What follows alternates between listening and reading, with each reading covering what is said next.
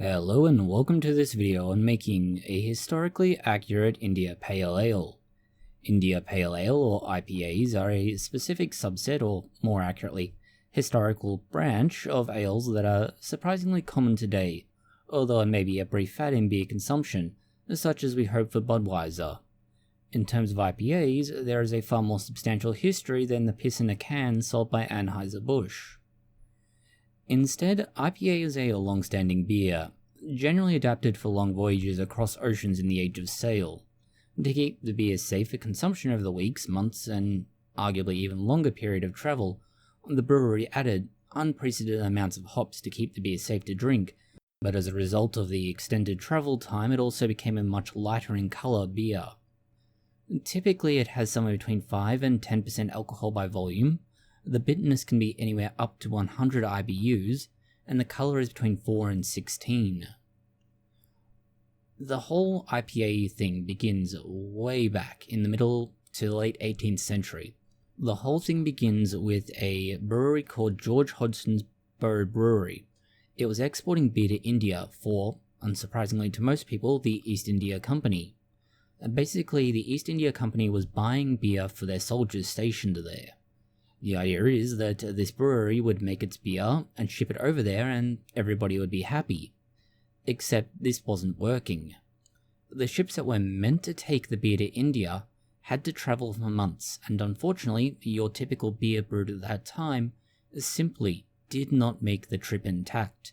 By the time it got there, it had either gone rancid, it had turned to vinegar, it had become effectively infected with some other nasty bacterium, or it just wasn't what was meant to be. Eventually, Hodgson's Brewery found a way around this, and then eventually other companies took up, particularly given the Napoleonic Wars were not far off, and, well, Napoleon had a huge blockade on Europe, so Europe wasn't getting British beer. This meant that they had to find, well, new markets, and so the beer that was being made, or intended to be made, but not yet was considered by these other breweries. The other breweries then started making their own version of it, and this eventually took off.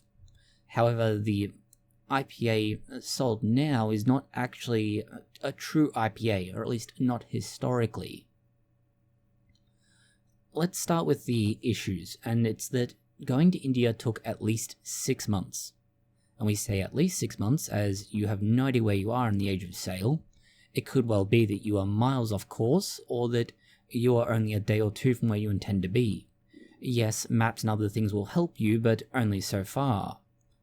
Not only did it take 6 months, but the vessel had to cross the equator twice in that time. In later periods, they could cut this short by going through the Suez Canal, at least for smaller ships, but nonetheless. 6 months, going up and down the earth, and it's a ship with thousands of tons of, well, stock on board. Inside this ship, you have, depending on where you are at any given time, a hot box full of barrels of beer, huge heat, and constant movement. This is the perfect recipe for gradual reactions that destroy any and all flavor. This led to the solution, let's say, and it's what the brewery suggested to the East India Company. What about if we take barley wine, or as it was called, October beer, and we have this high sugar beer, and we just add a whole bunch of hops to it. This created a almost syrup-like contents to the barrel. When you add hops to this, and you effectively have only yeast available, none of the other bacterium can really get a start. That means you're going to get fermentation, at least ideally. In theory, this is a great idea, except for one thing. This approach with the high hop content and barley wine was often a very expensive exercise. It was not uncommon to see this barley wine used as a sort of memorial thing. That is, when a baby was born, the family would have a barrel of it made, and that it would be tapped when the child turned 18.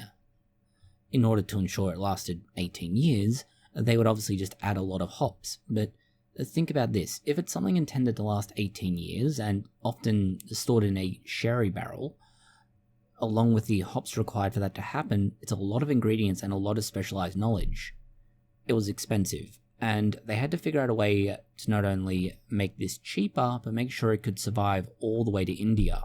They could, well, largely avoid the issue of it getting to India by barrels, as these were, at least in terms of sea voyage barrels, able to survive the trip. But the barley wine itself, that was an issue.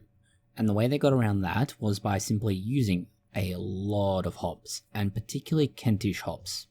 When we say a lot, we're talking somewhere between 5 kilograms and near to 6, and that's somewhere between 10 and 12 pounds per barrel. That is plenty.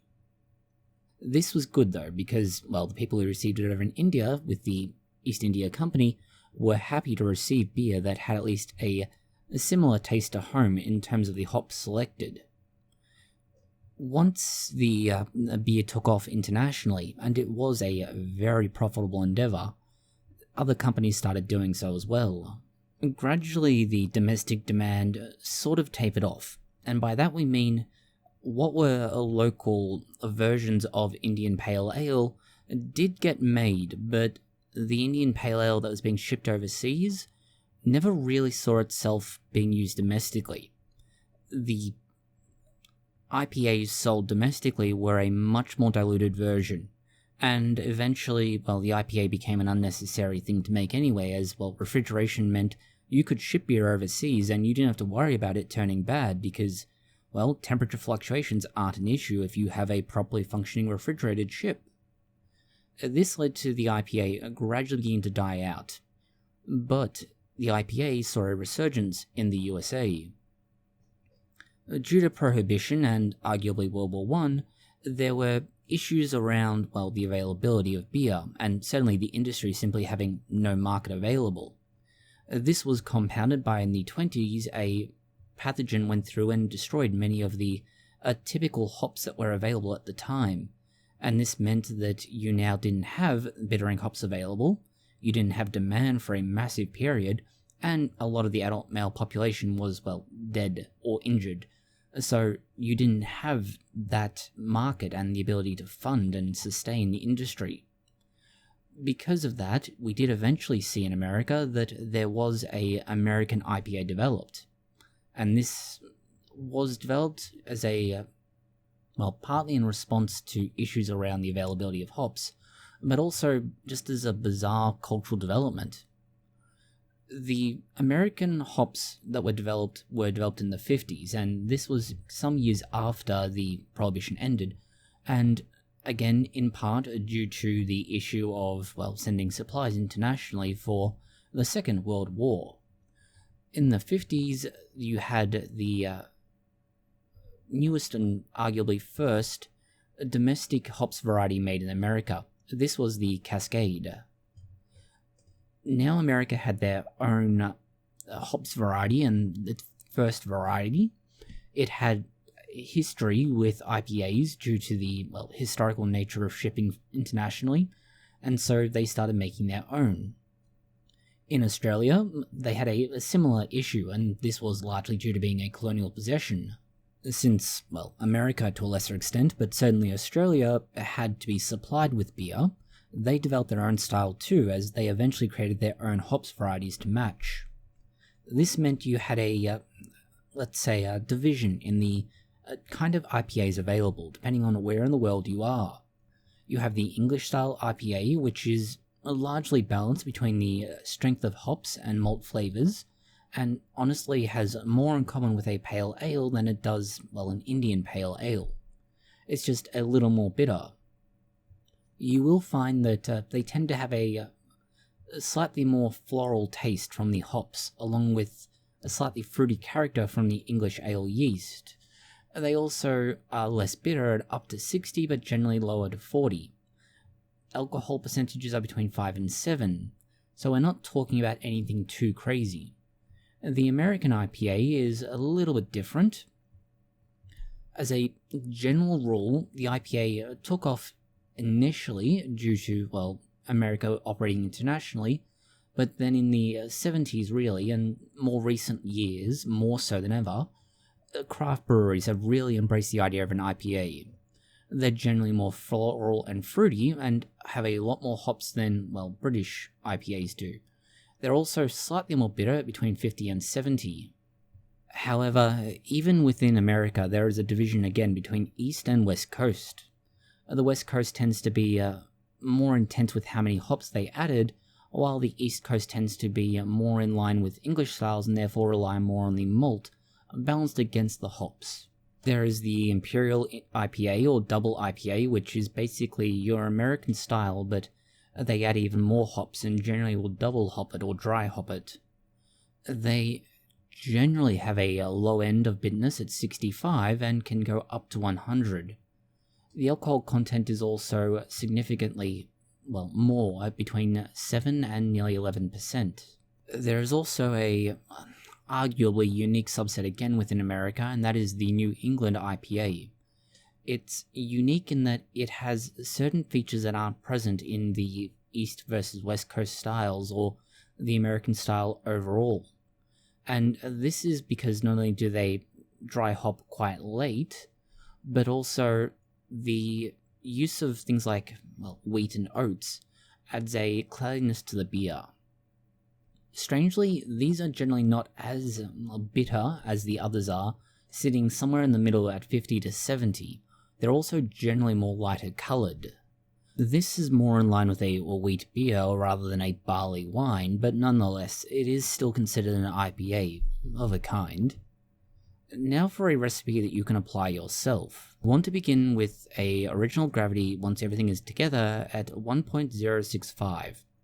Your final gravity should be somewhere around 1.015, although it might be slightly off. The end result will be about a 6.7 to 7% alcohol by volume. You want 6 kilograms of malt, and depending on where you are in the world, your choice of malt will have to accommodate some differences. Most recommendations of something like Maris Otter malt, although any strong malt flavor malt, unsurprisingly they have a strong malt flavor, but you understand the idea hopefully, will work. And this is because you're trying to balance that strong malt flavor against the very strong hops we'll be adding later. You take this and you'll heat it to 66 degrees Celsius for 75 minutes. At the 10-minute mark, you want to add between 30 and 40 grams of East Kent Goldings hops. Now we say 30 to 40 grams as you may need to add less the next time you make this if you find it too potent, or you may want to add more. It's going to be up to you to decide on exactly how hoppy you want this. Add this at the 10-minute mark. At the 60-minute mark, add 90 to 100 grams of East Kent Goldings hops. It is worth noting that if you want to make this an American style rather than a British style, you could use Cascade hops. After this is done and you're beginning the fermentation, on day 7 you dry hop with about 60 to 75 grams of hops again, whether that is East Kent Goldings or Cascade. On day 14, the same again. The choice of yeast is going to be up to you, although we do recommend the Saf Ale S04. This is one we find useful, or the White Labs WLP645. The last element to this, which is somewhat important, is the use of oak chips. Now, at the end of your secondary fermentation, you need to add these as they are one of the characteristic things of an IPA. After all, they were in barrels made from wood, transported for months at a time. Unlike most other barrels that we used, and for example the commemorative barrels, these were not toasted as they weren't intended for things like sherry, bourbon, wine, and so on. Rather, you want untoasted chips. Now, it's going to be up to you to choose which you want to use. It's generally recommended to use American oak chips, but we've found that depending on the flavor that you want, you may instead choose to use different kinds of wood. For example, we find French oak to have a much more mild flavor. When you transfer your fermentation to a secondary fermenter, somewhere around the 2nd week mark, you want to make sure you've removed the old oak chips and you add about 50 grams of new oak chips. So you're adding 50 grams each time. The week before you go to bottle your beer, you will want to consider hopping again, and so this will be a third hopping. Rather than double hopping, this is closer to triple, and you add somewhere between 60 and 75 grams again. So this is a considerable amount of hops you've added so far. You may have added somewhere between 300 and 350 grams of hops to your roughly 20 liters of beer, which is a considerable amount in the end. You may also have added up to 100 grams of oak chips at any given time. So this is a lot of flavor, and it's why you need to carefully balance it against the malt that's being used, and why, as said, you may need to make choices about your locally available malt availability to note that it needs to have a strong enough flavor to, if not beat, at least counter the strong flavors that you are introducing.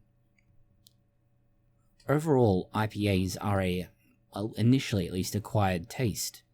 They are very strong, they are very obviously present, but they're not quite the same as their historical counterpart, and arguably even the recipe we've used and provided isn't really on par with the historically accurate beer brewing.